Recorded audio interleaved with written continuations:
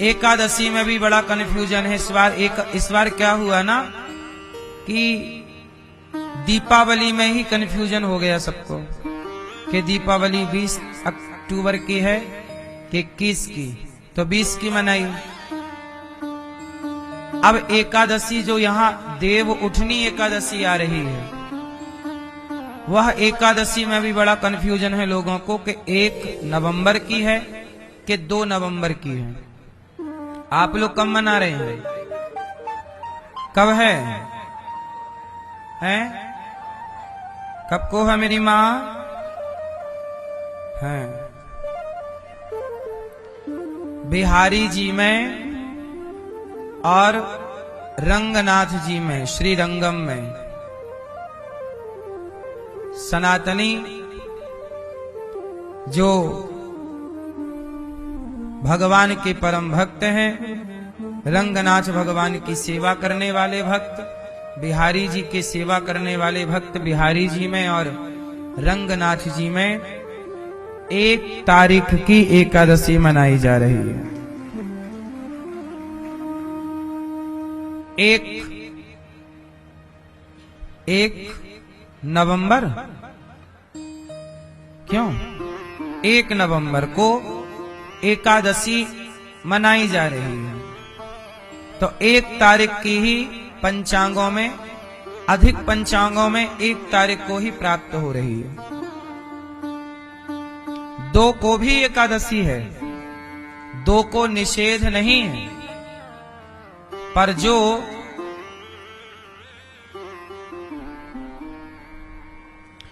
चौवन घटी की एकादशी है वह एकादशी 1 तारीख को है,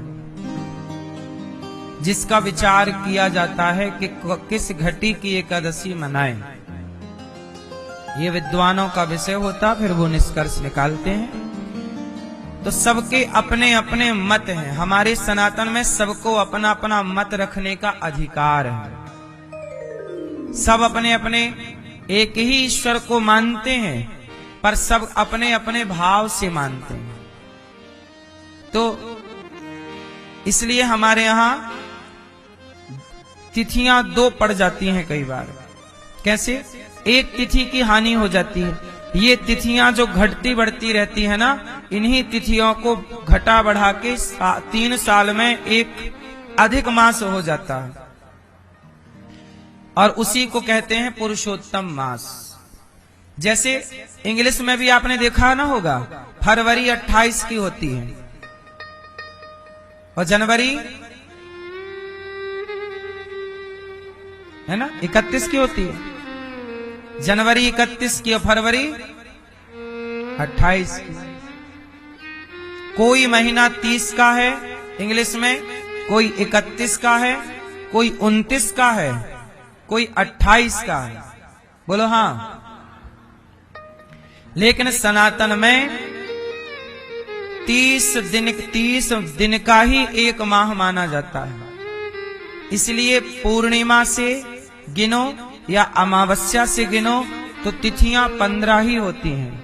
प्रतिपदा 1, प्रतिपदा द्वितीया, तृतीया, चतुर्थी, पंचमी, षष्ठी, सप्तमी, अष्टमी, नवमी, दसवीं, एकादशी, द्वादशी, त्रयोदशी, चतुर्दशी, और चतुर्दशी के बाद या अमावस्या या तो पूर्णिमा। हो गए 15 जोड़ा तो अमावस्या, फिर 15 जोड़ा तो पूर्णिमा, टोटल हो गए 30। इसमें जो घटा बढ़ी होती है उसे निकालकर तीसरे साल को 1 माह बढ़ा दिया जाता है। ये गणित है। इसी को बोलेंगे पुरुषोत्तम माह। जैसे अभी इस साल, अब अगले साल ये जो अगला जेठ आएगा ना, जेठ आषाढ़ में पुरुषोत्तम माह आने वाला है। सुनना है, देखा कि नहीं? जे आषाढ़ में नहीं, शायद ज्येष्ठ में है, कंफर्म अभी नहीं है मुझे, लगभग। पर इस बार बढ़ने वाला है माह, हर तीसरे साल। हाँ या ना? तो आप एकादशी को लेके कंफ्यूज ना हो। और मेरा एक मत मैं बताऊं, एकादशी 1 तारीख को भी है और 2 को भी है। इसलिए मैंने तो सोचा है कि मैं दोनों दिन की ही व्रत कर लूंगा। 1 तारीख का भी व्रत कर लो और 2 का भी। कोई पैसा तो लगना नहीं है, बचत और होगी। बोलो हाँ, खर्चा नहीं है रत्ती भर। मैया बताओ, है खर्चा? अच्छा है, रोटियां बचेंगी नहीं। मैया को तो भात खाना रहता है इतना सारा। एक टट्ठ भात।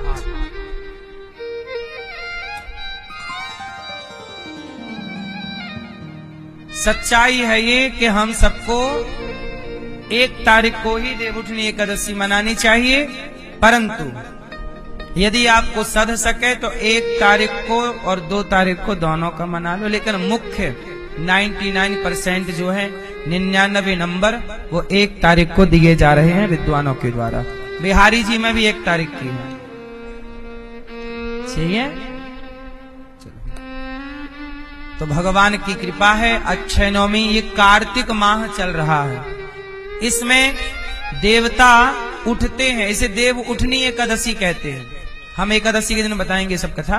आज अक्षय नवमी की बात बता दें कि आज के दिन भगवान आंवले में वास करते हैं। आज के दिन से आंवला खाया जाता है ना, पूजा करके। आंवला को औषधियों में राजा बोला गया है, सबका बाप क्या है? आंवला। इसलिए देखो, औषधियों का शिरोमणि है आंवला। एक आंवला जो व्यक्ति हमेशा खाएगा, आंवले का अचार खाओ, मुरब्बा खाओ, आंवला खाने वाला व्यक्ति जल्दी से बीमार नहीं पड़ता। आंवला औषधीय गुणों से भरा हुआ है। औषधियों का राजा कौन है? बोलो भैया। औषधियों का, जैसे फलों का राजा आम, उसी तरह औषधियों का राजा आंवला। इसलिए 1 आंवला रोज खाने का नियम बनाओ।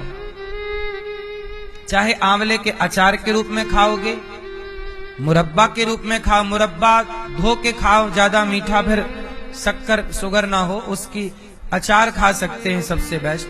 ये अभी आंवला आएगा ना, तो आंवला का रस निकाल के पी लो। आंवला कैसे भी खाओ, आंवला खाओ। हम तो आंवले का अचार खाते ही खाते हैं, आंवले का रस पीते ही पीते हैं। जरा सा 2 आंवले का रस निकाल लिया, 1 घूंट पी लिया। कैसे आंवला की चटनी सबसे बेस्ट। थोड़ा मिर्ची डालो, धनिया डालो, हल्का नमक डालो और बढ़िया मस्त सिलबट्टे वाली, वो वाली नहीं, वो वाली नहीं।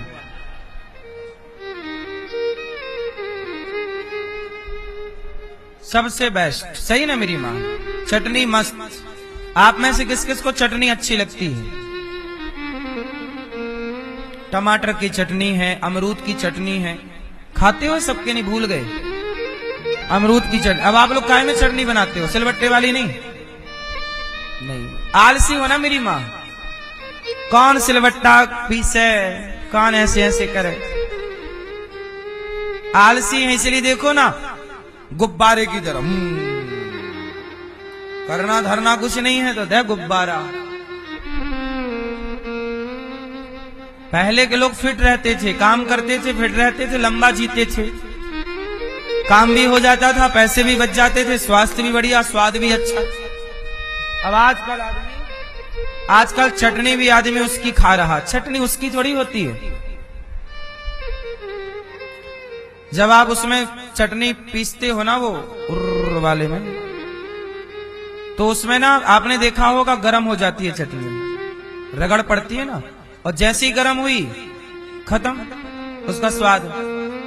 सब चीज का स्वाद मेंटेन करने के लिए ना सब व्यवस्थित काम था। चलो, आप तो बहुत समझदार हैं। आज खान पियन गलत हो गया, इसलिए लोग बीमार पड़ गए। खाने का ज्ञान नहीं है। बताओ कार्तिक में क्या, कार्तिक चल रहा है ना, बताओ कार्तिक में क्या खाने का निषेध है हमारे पूर्वजों के द्वारा? बोलो, चलो बताओ। आप बताओ मैया, कार्तिक में क्या नहीं खाना चाहिए हमारे पूर्वजों की जो गाइडलाइन है उसके हिसाब से। क्या? हाँ, कुंवार करेला कार्तिक दही, मरहो ने तो परहो सही। कुंवार में करेला नहीं खाते और कार्तिक में दही नहीं खाते। इसका पूरा हमारे पूर्वजों ने निषेध बताया है कि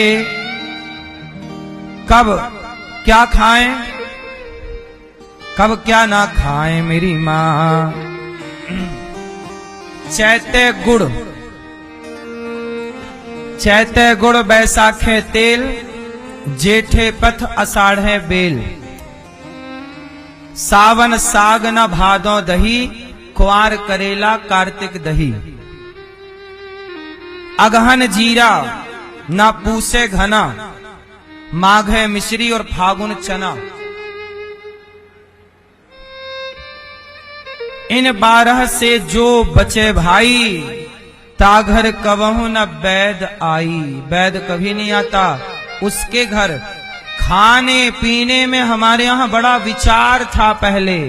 कौन सा महीना चल रहा, महीने के हिसाब से खाया पिया जाता। राधे राधे मेरे प्रिय भक्तों, आप सभी लोग जानते हैं कि 1 नवंबर 2025 को देवउठनी एकादशी है, जिस दिन भगवान विष्णु अपनी 4 महीने की योग निद्रा के बाद उठते हैं। और इसी दिन तुलसी विवाह आप सभी लोग अपने घर में करेंगे। पर तुलसी विवाह की सही विधि आप लोगों को शायद नहीं मालूम होगी। देवउठनी एकादशी के दिन से शुभ और मंगल कार्य होना भी शुरू हो जाते हैं। और तुलसी विवाह आप देवउठनी एकादशी के दिन से कार्तिक की पूर्णिमा के दिन किसी भी एक दिन कर सकते हैं, पर सबसे विशेष देवउठनी एकादशी का ही दिन माना जाता है। भक्तों, यह सारी अद्भुत जानकारी हम आपको इस वीडियो में अच्छे से समझाएंगे। सबसे पहले आप अपने घर में कोई एक ऐसा स्थान चुने जहां पर आप तुलसी विवाह करेंगे और उस जगह को अच्छे से साफ कर ले। मेरे प्रिय भक्तों, अब वहां पर एक चौकी रख ले और तुलसी जी का जो पौधा आपके घर में है उसे भी वहां पर लाकर रखें और वहां पर एक रंगोली भी याद से बना लें। इसके बाद तुलसी जी के पास में आपको शालिग्राम भगवान होते हैं, पास शालिग्राम भगवान है तो उन्हें भी विराजित कर ले। अन्यथा आप एक विष्णु जी की कोई फोटो या तस्वीर लेकर उसे चौकी पर पीला कपड़ा बिछाकर रख ले। महाराज, अब थोड़े से सफेद तिल का आसान देकर आप कलश की स्थापना करेंगे, क्योंकि एकादशी के दिन चावल का प्रयोग नहीं किया जाता है। कलश में जल, सुपारी, सिक्का, हल्दी, तिल और फूल आप डाल देना और ऊपर से आम के पत्ते सजाकर नारियल रख देना। इसके बाद आप लोग गणेश जी की स्थापना करेंगे। यहाँ पर आपकी पूजन की तैयारी पूरी हो जाती है और अब हम लोग भगवान से हाथ जोड़कर प्रार्थना करेंगे कि आज हम आपका विवाह कराने वाले हैं, तो हमसे कोई गलती हो तो उसके लिए आप हमें क्षमा करें। मेरे प्रिय भक्तों, अब सबसे पहले एक लोटे में जल लेकर हम सभी भगवानों पर थोड़ा सा जल छिड़क देंगे शुद्धिकरण के लिए। इसके बाद आप एक देसी गाय का घी का दीपक जलाकर भगवान के सामने रख देंगे। अब सबसे पहले आप गणेश जी की पूजन करेंगे, जिसमें आप उन्हें रौली, कुमकुम से तिलक और जानेऊ और वस्त्र स्वरूप कलावा भी समर्पित करेंगे। इसके बाद गणेश जी को फूल और भोग भी आप समर्पित कर देना। उसके बाद आप कलश की भी पूजन कर देना। महाराज, अब हम विवाह की रस्म शुरू करेंगे, जिसमें सबसे पहले हम हल्दी की रस्म करेंगे और थोड़ी सी सूखी हल्दी लेकर उसमें दूध मिलाकर उसका पेस्ट बनाकर सबसे पहले 5 बार शालिग्राम भगवान को हल्दी लगाएंगे और उसके बाद में यही हल्दी तुलसी जी को हम 5 पर वापस से लगाएंगे। यहाँ पर हल्दी की रस्म पूरी हो जाती है। भक्तों, इसके बाद हम लोग मेहंदी की रस्म करेंगे। उसके लिए भी आप थोड़ी सी मेहंदी घोलकर या कोण लेकर 5 बार शालिग्राम जी को मेहंदी लगाएंगे और फिर यही मेहंदी तुलसी जी को हम 5 बार लगाएंगे। भक्तों, इसके बाद में हम शालिग्राम जी को चंदन से तिलक करेंगे और तुलसी जी को रौली कुंकू से तिलक करेंगे। अब थोड़ी सी सफेद तिल शालिग्राम जी और तुलसी जी को हम चढ़ा देंगे और इस दिन चावल का प्रयोग ना करें, क्योंकि देवउठनी एकादशी का दिन रहेगा। भक्तों, जब शालिग्राम जी को जाने और कलवा आप चढ़ाएं और तुलसी जी को चुनरी उठाएं। महाराज, अब हम वरमाला की रस्म करेंगे, जिसमें सबसे पहले हम तुलसी जी को एक फूलों की माला छुआकर शालिग्राम भगवान को पहना देंगे। इसके बाद दूसरी माला शालिग्राम भगवान को छुआकर तुलसी जी को आप पहना देंगे।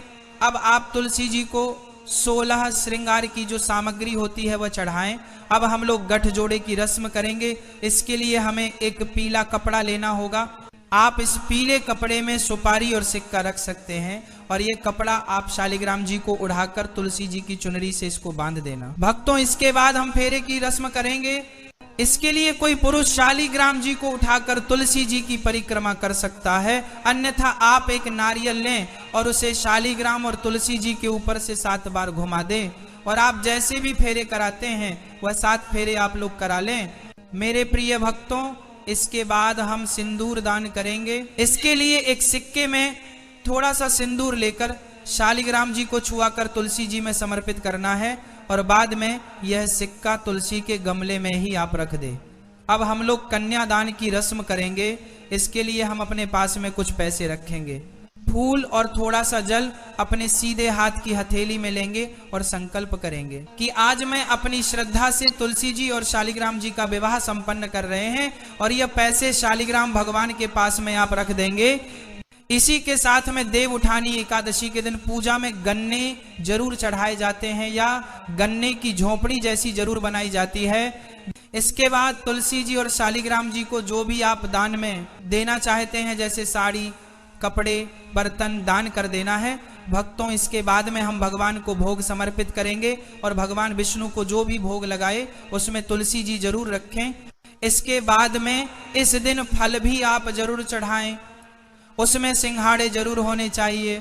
उसके बाद आप 1 लोटा जल भगवान के पास में रख देंगे और उसके बाद में आप तुलसी विवाह की कथा सुनेंगे और हाथ में तिल और फूल लेकर ही कथा सुनेंगे। फिर यह तिल और फूल आप लोग जल की लोटे में चढ़ा देंगे। महाराज, इसके बाद में हम तुलसी जी की परिक्रमा करेंगे। आप चाहे तो 1, 5, 7, 11 या 108 परिक्रमा भी कर सकते हैं।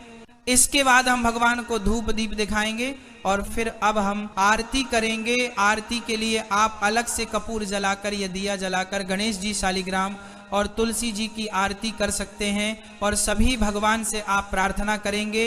आरती होने के बाद लोटे में से थोड़ा सा जल लेकर हम पूजा स्थल पर वार देंगे।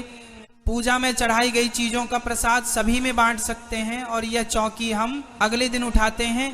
भक्तों, कलश का जल आप अपने पूरे घर में छिड़क देंगे या किसी पेड़ में डाल देंगे। इसके बाद में तुलसी जी और शालिग्राम जी को चढ़ाए गए सामान का आप सभी का दान करेंगे।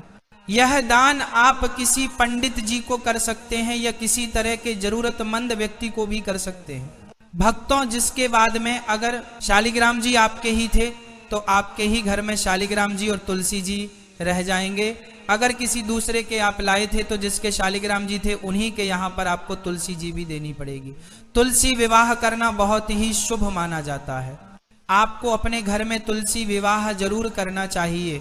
आप चाहे तो किसी पंडित जन को बुलाकर भी यह विवाह कर सकते हैं। मेरे प्रिय भक्तों, इसी तरीके से आपको अपने घर में रहकर सरल तरीके से यह तुलसी विवाह करना है।